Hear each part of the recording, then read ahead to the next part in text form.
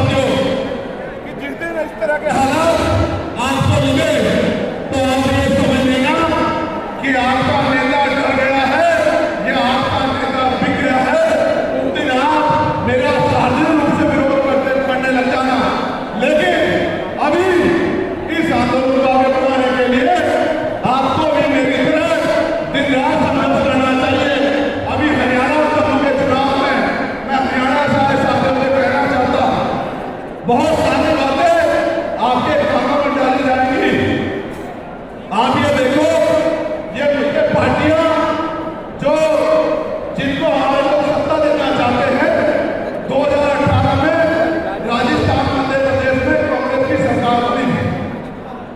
कांग्रेस के लोग अपने 20 एमएलए को छोड़ के भारतीय जनता पार्टी में चले गए, उनकी सरकार बन गई। उनके लोगों ने उनको राजनीति